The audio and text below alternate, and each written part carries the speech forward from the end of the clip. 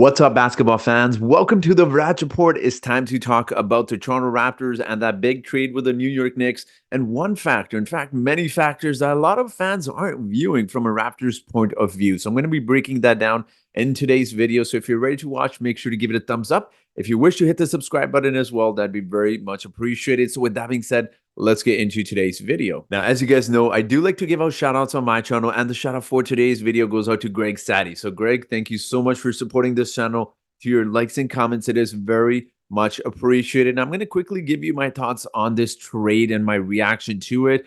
And I'd be lying if I said my first reaction before I saw the details. I saw Adrian Wojnarowski tweet that OG is headed to New York, and it caught me by surprise. Like a lot of people, especially considering where we are in the season. But the Raptors do tend to do this quite often, right? They do these December trades. They did this with Rudy Gay 10 years ago about now. So it shouldn't come as a surprise to many people. But I also just came out of nowhere because the Raptors don't leak. And it just always surprises you when you hear about that. But the trade reaction was the Raptors are trading OG to the New York Knicks. The details hadn't been out yet. So it was being reported that the Knicks are giving up Rj Barrett and Immanuel Quickley and future draft consideration, which I thought to myself, okay, at the very least, the Raptors will get a future first-round draft pick. But when I saw the draft details, it had the Raptors sending Og Anunoby, Malachi Flynn, Precious Achiuwa, and the Raptors received Rj Barrett, Immanuel Quickley, and only one second-round draft pick via Detroit 2024. Mind you, that is very likely to be a very early, pretty much essentially a late first-round pick, if you want to call it. It's going to be the 31st or 32nd pick in this year's NBA draft. Now, I'm not going to lie. As fans, we get a little bit too optimistic. We expect too much. Immanuel Quickley, when you think about this, he's essentially worth 2 first-round picks when you really think about it. Rj Barrett also gives the Raptors something they desperately need, which I will talk about further in this video as well. But I mean, I was a little bit disappointed the Raptors did include Precious and Malachi Flynn as well. Malachi Flynn, I get it. You know, you need to include him for salary purposes. Also, the Knicks did need a backup point guard now that they got rid of Quickley. But the reason I see this about Precious is because they often use him in small ball lineups. And this was quite surprising to see that the Raptors traded him. Because if you were to trade Precious, I mean, realistically, you could probably get a couple second-round picks for him. But that was my reaction. Overall, I think this is a fair trade. OG is an expiring contract. The Knicks get what they want in a 3-and-D player. And the Raptors get a point guard in their system that they can build with Scotty Barnes for the near future. Also, I mean, there's also all sorts of talks about, you know, Immanuel Quickley, about being Tyrese Maxey. We know his stats as a starter. I don't want to get too crazy. I know I can see why people have that vision of Immanuel Quickley being the next Tyrese Maxey. I don't think it's that deep. Anyways, guys, let's move on to the main points of this video, which I want to discuss with you. And that is this one aspect that not a lot of people are seeing with this Raptors trade with the New York Knicks. And that is that the Toronto Raptors essentially took a page out of the Portland Trail Blazers strategy and did essentially the same thing. They traded them to a division rival, but most importantly, when you take a look at the Eastern Conference standings here, you'll notice that they traded them to a team that is in the middle of a pack. Now, why is this very important when you discuss teams, you know, that are essentially anywhere from 5 to, heck, even the Atlanta Hawks? They're not doing so well this season. But those are teams that could always interchange in the standings anyways. And about 3 of those teams are rumored to be interested in Pascal Siakam. Miami Heat, there's Indiana Pacers, there's also the Atlanta Hawks as well. Now, what they did essentially, I don't want to say they gave OG to the New York Knicks because they did get a really good return, but they gave the Knicks a really good player. Now, this creates a little bit more desperation from teams. Now, I wouldn't say the Miami Heat because they're very smart management, and they also have a really smart, and Pat Riley, you know, executive, whatever he is, their general manager, who isn't just going to trade players for the sake of trading him, but other teams like the Indiana Pacers and the Atlanta Hawks in particular. You know, those 2 teams, they need more shot creation, they need more defense, and that is something that you almost have a bidding war started between these 2 or 3 teams to kind of see who's going to give up more for Pascal. So again, I don't want to get too much into, you know, what the Raptors are going to do with Pascal. I think they might just end up keeping him now that they got a good package in return for OG, but it also essentially creates a lot of desperation from other teams. And now you can have a betting war, and you can also have both of these teams pretty much just fight one another to really get Pascal Siakam. But because the whole situation about the Raptors where, they keep egging teams on, they want 3 first-round picks, they want whatever they wanted, and they got it in, from the New York Knicks. But now, the Raptors will actually willing to deal. So, this creates a little bit of competition between some of those teams. So it'll be exciting moving forward, but there are also a few other factors which I wanted to discuss as well. So let's take a look at those factors. Now, some of the factors I wanted to talk about was when you talk about the Raptors, there's all sorts of fan bases making fun of the Raptors for not taking, Memphis's 3 first-round picks, also making those jokes about who do the Raptors think OG is. It's not so much that the Raptors think of OG as the next Kawhi or they believe that he's going to be the number 1 or 2 option on a championship team.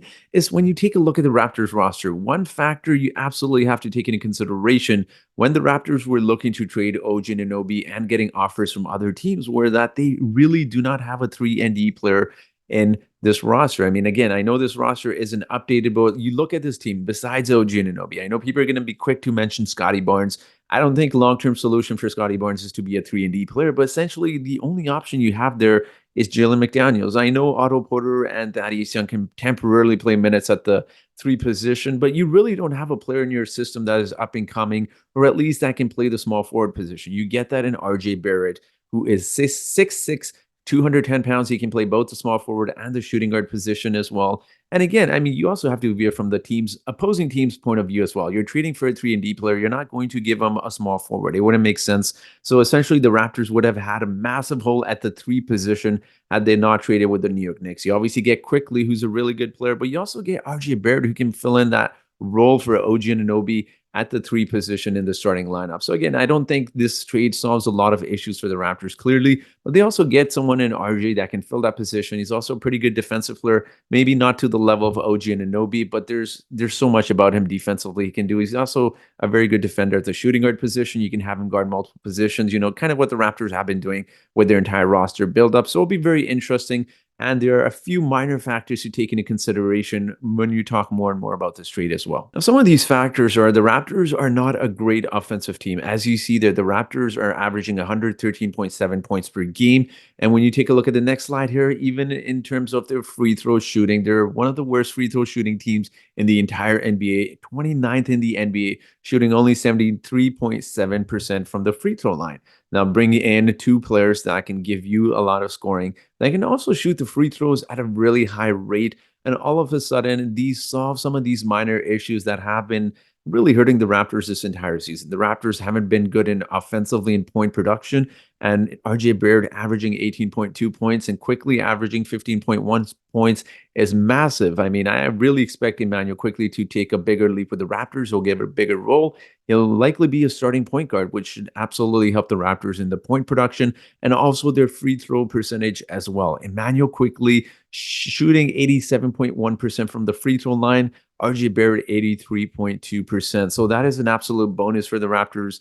And again, I can't see enough good things about Immanuel Quickley. Even taking a look at the next slide here, when we talk about point productions for the Raptors team as a whole, when you talk about players and points per possession, which essentially means how many points is that player producing per possession, you look at Immanuel Quickley, almost a point per each possession that he has. 0.96 points per possession is massive for the Raptors, who only have 1 player averaging actually a little bit less than even Immanuel Quickley, and that was Pascal Siakam. So essentially, this gives them more shot creation. This really gives the Raptors something to look forward to. So again, these are some of the factors that really do not get highlighted. I know everyone's got opinions. It's always fun to watch these videos, but there's so many little details like this that really, really go unnoticed about the Raptors. So it's very interesting.